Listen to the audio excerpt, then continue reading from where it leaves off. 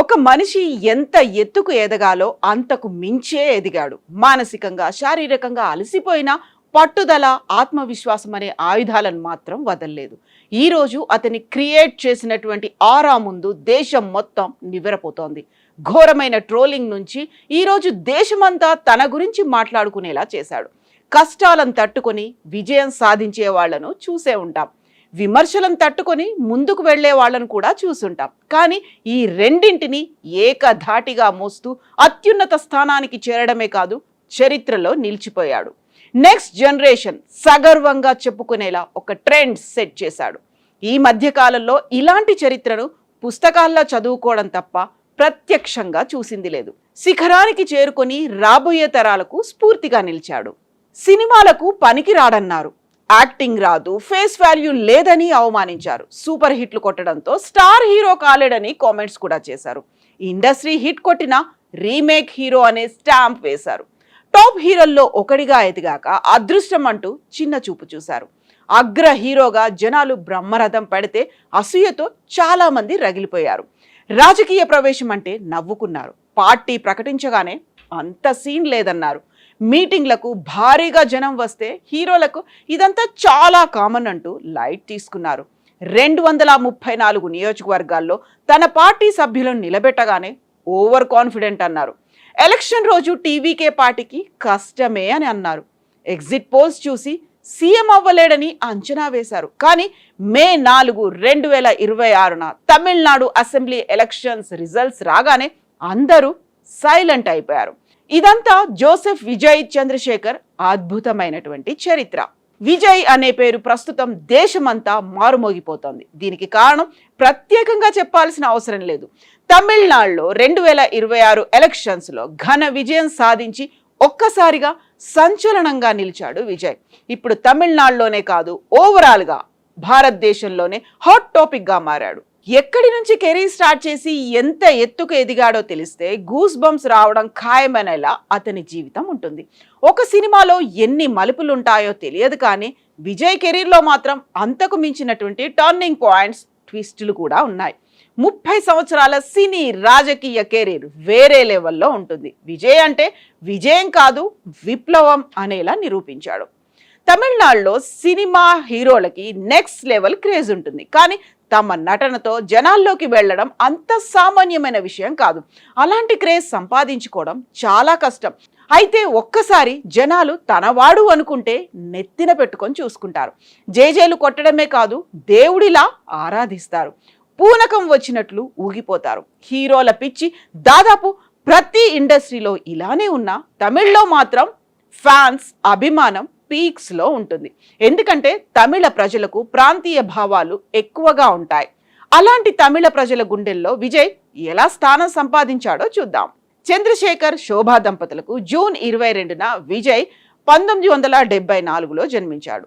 తండ్రి cinema director కావడంతో Vijay hero ఎంట్రీగా ఎలాంటి అడ్డంకి రాలేదు. చాలా ఈజీగా విజయ్ సినిమాల్లోకి వచ్చాడు. 1984లో వెట్రి సినిమాకు డైరెక్టర్ విజయ్ నాన్నగారు కావడంతో తన కొడుకుకి ఈ సినిమాలో చిన్నప్పటి హీరో రోల్ ఇచ్చారు. ఆ తర్వాత తన డైరెక్షన్లో విజయ్ను హీరోగా ఇంట్రడ్యూస్ చేయడం గమనించాల్సిన విషయం. 1992లో 18 ఏళ్ల వయసులో విజయ్ మొదటిసారిగా నాలయ తీర్పు చిత్రంతో హీరోగా డెబ్యూ చేశారు. అయితే తొలి సినిమాకే తీవ్ర విమర్శలు వచ్చాయి. ఈ సినిమాలో తన యాక్టింగ్ తోనే హీరో ఫేస్ కాదంటూ కించపరిచారు. విజయ్ని చూసి నవ్వుకొని వారే లేరు. టాలెంట్ లేకుండా కేవలం పేరెంట్స్ సహాయంతో నెట్టుకొస్తున్నాడనే కామెంట్స్ ఎక్కువగా వినిపించాయి. తమిళంలో అప్పటికే చాలా మంది సూపర్ స్టార్స్ ఉండడంతో విజయ్ను డైరెక్ట్ చేయడానికి ఎవరూ ఆసక్తి చూపించలేదు. దీంతో కొడుకు బాధ్యతలను పూర్తిగా తమ తల్లిదండ్రులే తీసుకున్నారు. తొలి 4 సినిమాల్లో అమ్మ కథ రాయడం, నాన్న డైరెక్ట్ చేయడం, ఇదే రిపీట్ అవుతూ వచ్చింది. దీంతో విజయ్ ఫ్యామిలీ నుంచి బయటకు వచ్చి సోలో హీరో కావడానికి చాలా టైం పట్టింది. 1994లో రాసిగం అనే సినిమా సూపర్ హిట్ కావడంతో విజయ్ సినిమా కెరీర్ ముందుకు సాగింది. ఈ సినిమా తర్వాత విజయ్ వేరే డైరెక్టర్స్ తో పనిచేసే అవకాశం వచ్చింది. ఇక అక్కడి నుంచి తన పేరెంట్స్ సపోర్ట్ లేకుండా ఒక్కో మెట్టు ఎదగడం స్టార్ట్ చేశాడు. 1996 ప్రారంభంలో romantic comedy cinema Coimbatore Mappillai box office వద్ద సూపర్ హిట్ కావడంతో పాటుగా విక్రమన్ దర్శకత్వం వహించిన పూవే ఉనక్కాగా సినిమా విజయ్కు క్రేజ్ను తీసుకొచ్చింది. అప్పటి వరకు అడపాదడపా హిట్లు, అప్పుడప్పుడు మంచి హిట్లు కొట్టిన పాత్ బ్రేకింగ్ మూవీ రాకపోవడంతో ఒక సాధారణ హీరోగా మిగిలిపోయాడు. ఒక హీరోని సూపర్ స్టార్గా నిలబెట్టాలంటే ఖచ్చితంగా ఒక ఇండస్ట్రీ హిట్ కావాల్సిందే. 2004లో గిల్లీ సినిమాతో విజయ్కు ఆ బిగ్ బ్రేక్ వచ్చింది. ఒక రకంగా చెప్పాలంటే విజయ్ సినిమా కెరీర్ గిల్లీకి ముందు, గిల్లీ తర్వాత అని చెప్పుకునేలా ఈ సినిమా తలపతి కెరీర్లో ఒక మైల్ స్టోన్గా నిలిచిపోయింది. ఆల్ టైమ్ బ్లాక్ బస్టర్ గా, ఇండస్ట్రీ హిట్ గా సంచలనం సృష్టించింది. ఈ సినిమా నుంచి విజయ్ కు ఫ్యాన్స్ బాగా పెరిగిపోయారు. ఇప్పటికీ ఈ సినిమా అంటే ఫ్యాన్స్ పడి చేస్తారు. తెలుగు సినిమాలు అతనొక్కడే, ఒక్కడు, పోకిరి, నువ్వు నాకు నచ్చావు, పెళ్లి సందడి లాంటి బ్లాక్ బస్టర్ సినిమాలకు అక్కడ రీమేక్ చేసి స్టార్ హీరో అయ్యాడు. 2007లో వచ్చిన పోకిరితో పాటుగా విజయ్ హిట్లు కొట్టిన చాలా సినిమాలు తెలుగు సినిమా రీమేక్స్ కావడంతో విమర్శలు ఆగలేదు. ఒకవైపు సీనియర్స్ రజనీకాంత్, కమల్ హాసన్ ప్రతిష్టాత్మక సినిమాలు చేస్తున్నారు. మరోవైపు సూర్య, విక్రమ్ ప్రయోగాలతో సంచలన హిట్స్ అందుకుంటుంటే విజయ్ రీమేక్ చేస్తున్నాడంటూ చిన్న చూపు చూసేవారు. ఫ్యాన్స్ ఎంతమంది ఉన్నా విజయ్కు ఒక రీమేక్ హీరోని స్టాంప్ వేసి అతన్ని కిందకు లాగే ప్రయత్నం చేశారు. ట్రోల్స్ చేశారు. సొంత స్క్రిప్ట్ తో సినిమాలు తీసి హిట్ కొట్టలేడని విమర్శించారు. దీంతో విజయ్ తనని తాను మరోసారి ప్రూవ్ చేసుకోవాల్సిన సమయం వచ్చింది. వరుస హిట్లతో ఒక స్టార్ హీరో కేటగిరీలో చేరిన జనాలు మాత్రం ఒక పరిపూర్ణ హీరోగా చూడలేదు. డాన్సులు ఇరగదీసే విజయ్ తమిళ సినిమా ఇండస్ట్రీలో స్పెషల్ క్రేజ్ దక్కించుకున్నారు. విశేషం ఏంటంటే అప్పట్లో విజయ్ ఒక్కడే తన డాన్స్తో ఫ్యాన్స్ను సంపాదించుకున్నాడు. డాన్స్ మాత్రమే కాదు, తనలోని సింగింగ్ టాలెంట్ కూడా ఉందని నిరూపించి ఆల్రౌండర్ గుర్తింపు తెచ్చుకున్నాడు విజయ్. బాక్సాఫీస్ వద్ద తన సినిమాలతో షేక్ చేసిన విజయ్ను ఎవ్వరూ లెక్క చేయలేదు. 2011 వరకు విజయ్ అంటే ఒక రీమేక్ హీరో, ఒక టాలెంట్ లేని యాక్టర్. కానీ 2012లో మురుగదాస్తో చేతులు కలపడంతో విజయ్ క్రేజ్ నెక్స్ట్ లెవెల్లోకి వెళ్ళింది. తుపాకీ సినిమాతో విజయ్ వెనక్కి తిరిగి చూసుకోలేదు. ఈ సినిమాలో విజయ్ యాక్టింగ్ను మెచ్చుకోని వారుండరు. ఈ సినిమా నుంచి విజయ్ కోలీవుడ్లో తన ఆలోచనను పూర్తిగా మార్చేశాడు. తాను ఎంపిక చేసుకునే ప్రతి కథలో సోషల్ మెసేజ్ ఉండేలా చూసుకున్నాడు. ఇక్కడి నుంచి విజయ్కు ఫ్యాన్స్ పెరుగుతూ వచ్చారు. మురుగదాస్తోనే కత్తి సినిమా తీసి విజయ్ అంటే ఇది అని నిరూపించాడు. ముఖ్యంగా యూత్ విజయ్ సినిమాలు అంటే పిచ్చి పిచ్చిగా ఎగబడేవారు. జనాలు అభిమానించడం మానేసి ఆరాధించడం మొదలుపెట్టారు. విజయ్ అని మానేసి ఫ్యాన్స్ పూర్తిగా మా తలపతి అంటూ మెంటలెక్కిపోయేవారు. సినిమా టాక్ ఎలా ఉన్నా అలవోకగా 100 కోట్లు వచ్చేవి. విజయ్ విధ్వంసంతో బాక్సాఫీస్ షేక్ అయ్యేది. డైరెక్టర్ ఆట్లీతో చేసిన 3 సినిమాలు విజయ్ను నెంబర్ 1 హీరోగా నిలబెట్టాయి. మెర్సెల్ సినిమాతో కోలీవుడ్లో అగ్ర హీరోగా ఎదిగాడు. ప్రతి సినిమాలో సోషల్ మెసేజ్తో ఒక కొత్త అనుభూతి ఇచ్చేవాడు. ఒకవైపు కమర్షియల్ ఎలిమెంట్స్తో పాటుగా మరోవైపు సినిమాలో మెసేజ్ ఇస్తూ మోస్ట్ సక్సెస్ఫుల్ హీరోగా అవతరించాడు.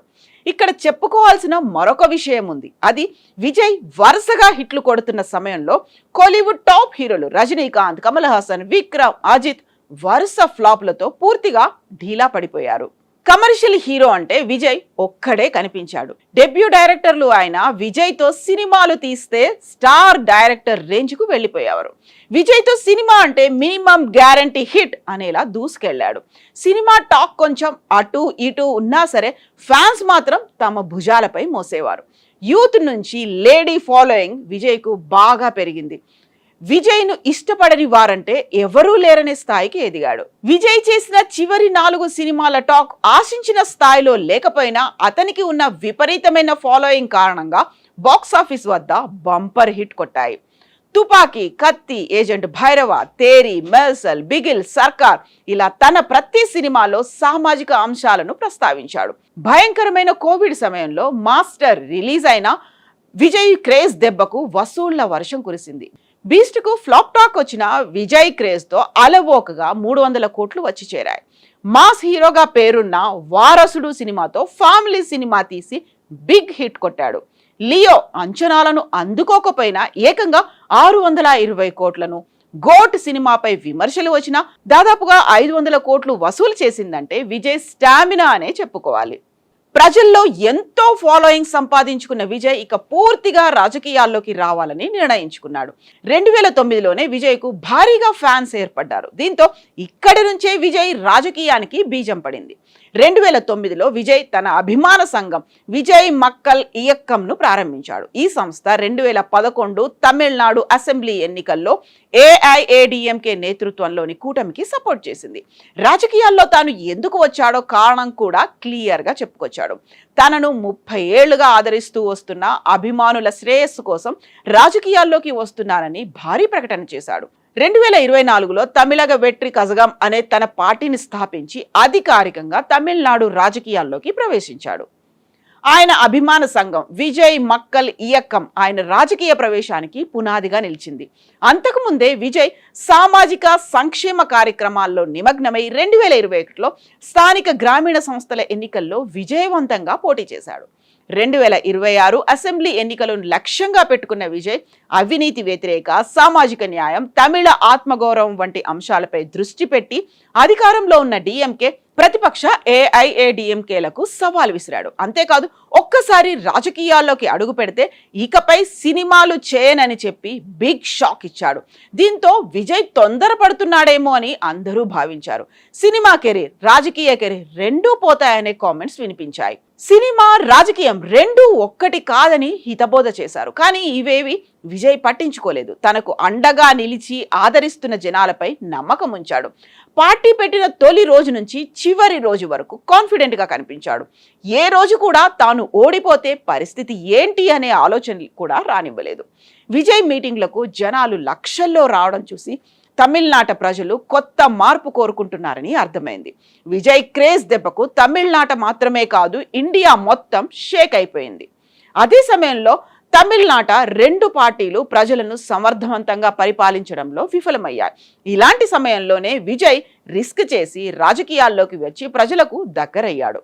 రాష్ట్రంలో మార్పు కావాలని జనాలకు పిలుపునిచ్చాడు. మొత్తం 234 నియోజకవర్గాల్లో తన పార్టీకి చెందిన మనుషులను నిలబెట్టి తన సర్కార్ సినిమా సీన్ రిపీట్ చేశాడు. కానీ జనం ఎంత ఆరాధించినా వారు ఓట్లు వేస్తారా అనే డౌట్స్ అందరిలోనూ ఉన్నాయి. కానీ తమిళనాడులో జనాలు మార్పు కోరుకున్నారు. 2 చారిత్రాత్మక పార్టీలు ఉన్న విజయ్కి పట్టం కట్టారు. ఈ క్రమంలో విజయ్ కు ఎదురు దెబ్బలు గట్టిగానే తగిలాయి. ఎలక్షన్స్ కు ముందు జననాయగన్ సినిమా సెన్సార్ బోర్డు కారణంగా రిలీజ్ కాకపోవడం, తన భార్యతో విడాకుల గొడవ, కరూర్లో తొక్కిసలాట్లో 41 మంది చనిపోవడం, ఇలాంటి విషయాలు విజయ్ను వెనక్కి నెట్టాయి. కానీ విజయ్ దేనికి చెలించకుండా తన పోరాటాన్ని కొనసాగించాడు. జనాలు హీరోళ్లను సీఎం చేసే ఆలోచనను తమిళనాడులో విజయ్ మళ్లీ పుట్టించాడు. ఎంజీఆర్, కరుణానిధి తర్వాత ఎంతో మంది స్టార్ హీరోలు పాలిటిక్స్ లో ఘోరంగా దెబ్బతిన్నారు. రజనీకాంత్ పార్టీని స్థాపించే ధైర్యం కూడా చేయలేదు. ఎన్నో ఆశలు పెట్టుకుని సీఎం అవ్వాలని చూసిన విజయకాంత్ను జనాలు వద్దనుకున్నారు. కమల్ హాసన్ పాలిటిక్స్ లో అయితే కొంచెం కూడా ప్రభావం చూపించలేకపోయాడు. ఇలాంటి సమయంలో విజయ్ జనాల హృదయాల్లో లోతుగా పాతుకుపోయాడు. పార్టీ పెట్టి 18 నెలలే అయినా ప్రభంజనం సృష్టించాడు. ఇలాంటి హీరో 100 ఏళ్లకు ఒక్కడే అనేలా ఈరోజు తమిళ ప్రజల గుండెల్లో నిలిచాడు.